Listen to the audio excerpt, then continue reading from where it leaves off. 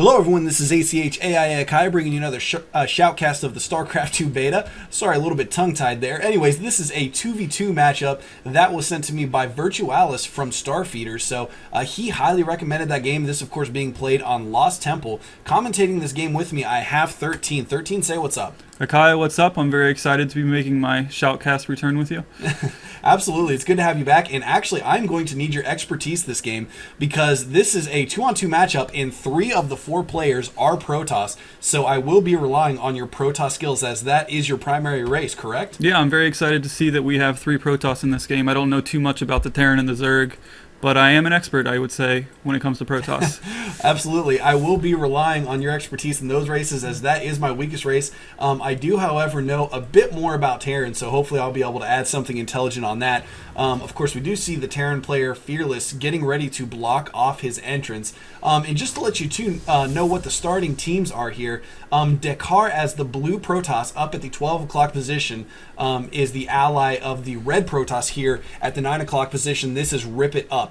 And then the team they are playing against is going to be Protoss, a very creative name for a Protoss player I can see here. I wish I would have thought of that one there.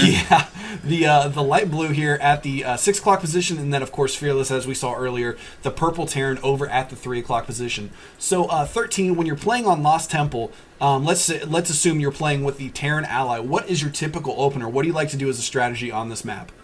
Well, if I'm playing with the Terran ally, normally what I like to do is do a double gateway early on, put a little pressure on my opponents, and let my Terran ally tech up a little bit. Hopefully, if I continue to put that pressure on my opponents, they'll go a little bit ground heavy, and maybe my Terran opponent can come in with some Banshees or something like that. Yeah, and we do see double gateway from all 3 Protoss players at this point. So typically when you see double gateways from everybody like that, the early action is going to be very Zealot heavy. So as far as tech patterns, we do not see any gases from any of the Protoss players yet. As far as I can tell, yeah, it looks like none of the Protoss players have gone for any gas. So I do expect to see a lot of Zealots. Now, when you play with the double gateway strategy, do you typically open up with Zealots, or do you like to go for Stalker Sentry combo? I would probably go with heavy Zealots early on. I might switch over to Stalker and Sentries if it looks like I'm going to need that tech to take on my opponent. But with a double Protoss, I would say go straight Zealots and put heavy pressure on. Yeah, absolutely. Heavy Zealots can be very powerful early in the game, especially now that the Marauders have been nerfed, removing the slowing effect of the concussion grenades that they used to have by default when they are being built. It is now an upgrade that you must build at the tech lab for 100 minerals and 100 gas. I was very excited to see that change happen in this game. Yeah, I'm sure all Protoss players were very excited to see that, because once you got a few Marauders out as the Terran player, if you were able to micro those even somewhat effectively, you could pretty much make Zealots a moot point early on in the game. Yeah, you're right. I don't even really think it took very much micro to do it. It was just basic run up, run back kind of thing. Yeah, absolutely. And we do see that the blue Protoss Dekator has put down one assimilator, as has the light blue Protoss.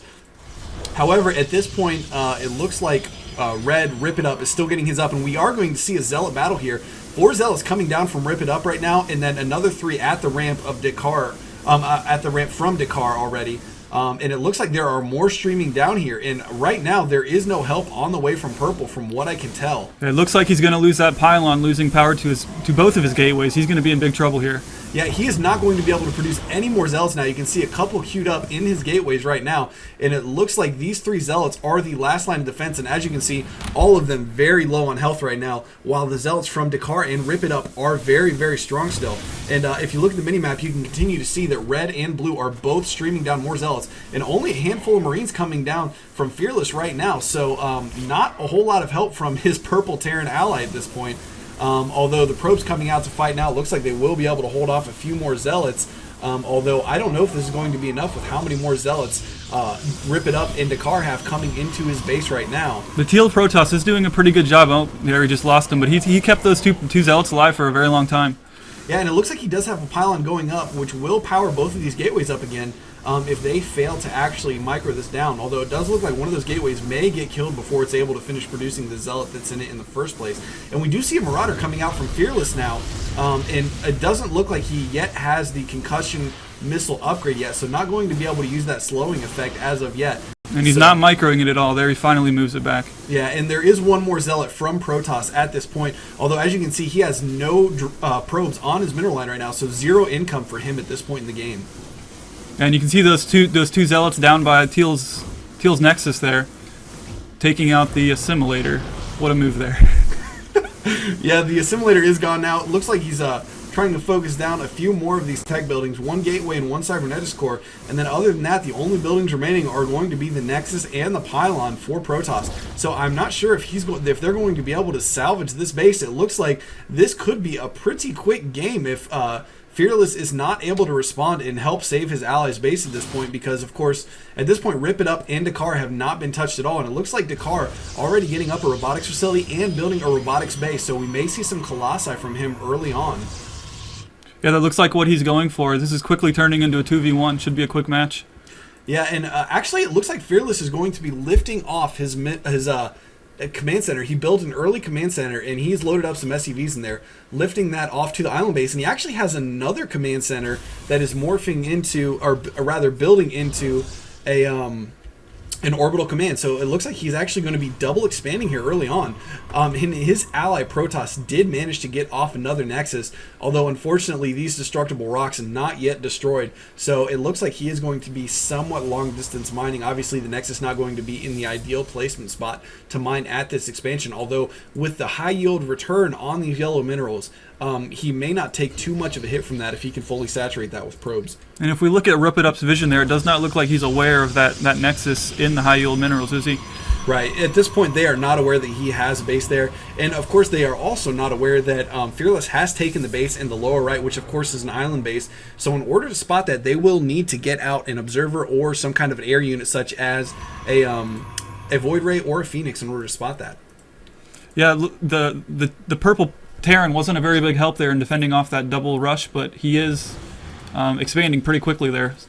Yeah, he does have his expansion on the island up, and as we mentioned earlier, he does have another orbital command. And just now lifting that off, looks like he's going to move that over to his natural expansion here and take that over. So if he can hold on to these two bases for a little bit, he will actually be pretty strong economically. And of course, we see a couple of bunkers going up here with some supply depots on the front line, trying to hold off this choke point in case Dekator and RipItUp come and try to take him out early on, which it looks like both Protoss players at this point have opted to go for an expansion. So at this point, it seems that they are going to lay back and take it easy in their base, try to macro up a decent sized army before they take a shot at the Terran player, because at this point they are aware that the Protoss player has Protoss player has been pretty much knocked out of the game, although as you can see he does have a Nexus up and starting to get some probes up and mining on these high yield minerals, and Fearless